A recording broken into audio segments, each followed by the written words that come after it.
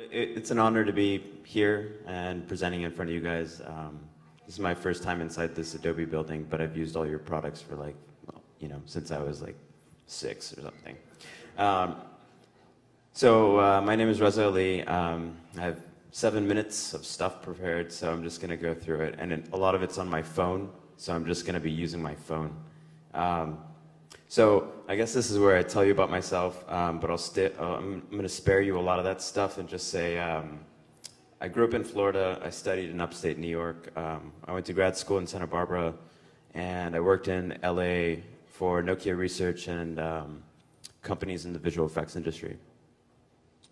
I guess I would describe myself as an artist, designer, engineer, researcher, slash technologist person. Essentially, I like to make stuff, and my medium for the last 4 years or so has been code and software. I produce software. Essentially, I write a lot of software, but not like, financial banking software. That stuff sucks. More like stuff that really doesn't have any purpose at all, but you look at it and you're just like, wow, that's really cool, and I don't know what's going on, but it's kind of just like mesmerizing. I usually write all my stuff in C++, Java, or JavaScript. And I'm not a computer scientist. I didn't go to school for computer science or any of that stuff, so, just keep that in mind. But I did study these things, and I went here, and I designed a bunch of stuff. So I'm just going to take you through these slides really quickly, because there's tons of stuff. And I just want to overwhelm your mind with just visual stuff.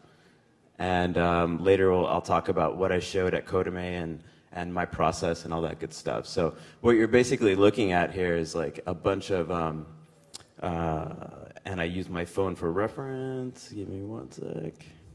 So you're looking at a bunch of data visualizations. There's some augmented reality research, interface design stuff, audio reactive sketches, real-time visual effects, iOS and Android apps, multiplayer interactive games, installation works for festivals, pervasive computing research, VJ software, visuals, product design, generative art, visual music, new interfaces for musical expression, particle simulations, trans architecture, and just a bunch of stuff about hacking on technology to allow you to VJ and crowd surf, so you're just sort of in the crowd and you're controlling your visuals via your iPhone. You're making music and you're walking around the crowd passing this DJ app to a bunch of your friends. And this was way back when, before this is before there were 1 million apps on the App Store. So I'd write a bunch of interfaces. I produced a lot of work, but I'll spare you a lot of these slides because there's just too many of them. I'll give you an idea of how many there are. Well, I guess it's not that much. Anyway. I have 3 more minutes. Let's see.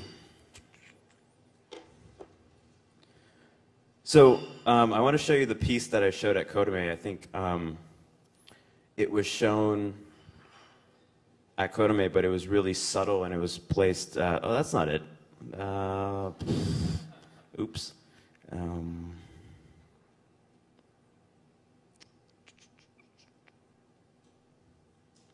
So this was the piece that I showed at CODAME, and it's called Unexpected Behavior, and it's a real-time software sketch.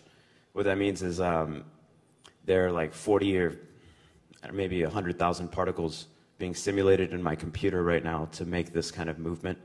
And it originally started out as a simulation of a Lorentz attractor, which then I modified to I took all the points and then I made them have trails behind them, so you could see a 4-dimensional representation of a Lorentz equation. So you see sort of where these particles have been over time, and then you normalize their positions in space and you put them on a spherical surface.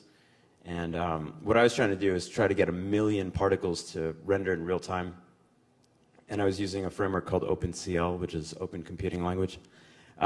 But what happened was there was some sort of glitch in the software. I was sending vertex information to my graphics card, and it was just reading beyond the array of vertices that I had sent it, and it produced this amazing effect where you see these sort of lines come in, and if you ever look at a Lorenzo tractor, it's a very sort of smooth, kind of like, you know, just smoothie surface kind of thing. But this introduced a bunch of glitches, so I thought this was like kind of neat.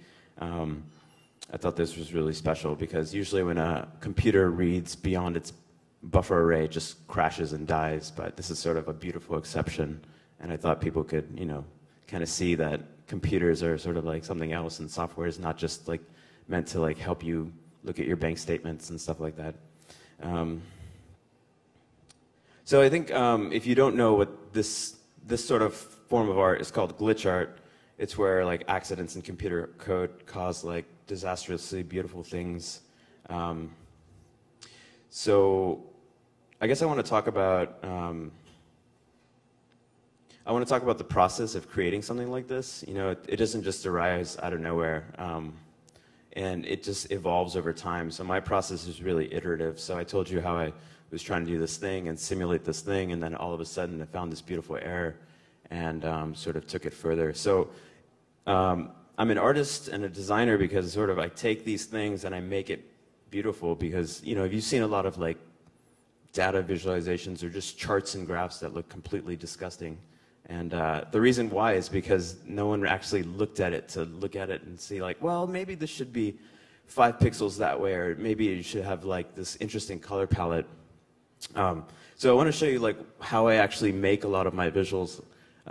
There's this interface on the side that controls all the parameters, so you could see what's going on to this sketch in real time, like what parameters are being modified by the audio coming into the sketch and all this stuff. So you'll see that it's actually just a 3-dimensional plane, so you see that it's actually in space. I can move it around, and I can invert the colors and do stuff like this. Has a totally different effect. It's kind of like really bright in here, so it kind of kills it, but I'll show you some other stuff that's not so dependent on lighting.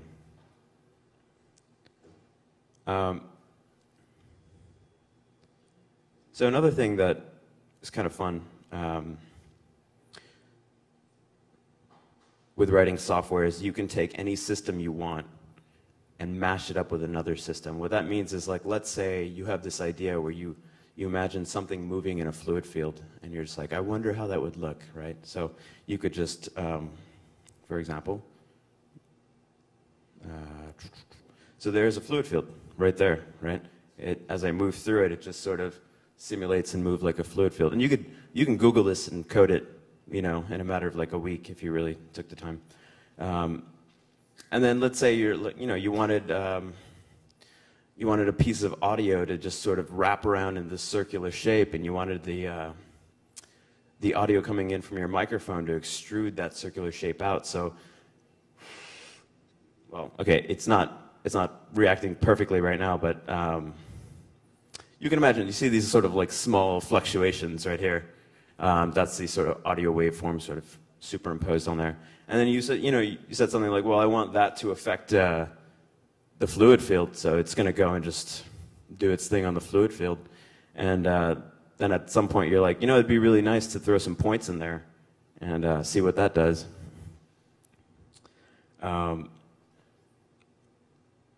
So you can see sort of like what happens when you take a lot of these dynamic systems, put it together, simulate in real time, you get some really cool stuff.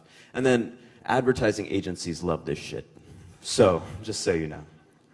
But it's really cool. I mean, like, if you think about all the special effects in films and stuff, it's essentially this, just on a more hardcore scale. But it's really cool. A lot of people don't see the hidden sort of beauty behind a lot of this stuff. Like, for example, when I'm making something and I just like toggle one of these things and it does this, you know, I think that's beautiful. You know, just that effect of just breaking up and it's just moving around. But I'm also fascinated by just these patterns of, like, you know, fluid patterns and nature patterns, and so this just sort of, this turns me on.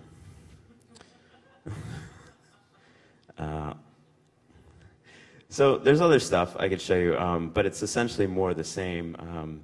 You take a simple idea, you think about how it would look and how it would react to audio, and you get sort of this fluctuating, beautiful form. And this is all like real-time and interactive. So you can essentially do anything you want. You can go and create an animation out of this. You can VJ with this. And I actually do VJ with this. So a lot of times I'll have an iPad connected to my computer over Wi-Fi, and then just sort of I'll be in the crowd taking this and just sort of being very gestural with the visuals, and have those gestures map onto sort of different visual parameters and allow that to affect how the sketch plays out.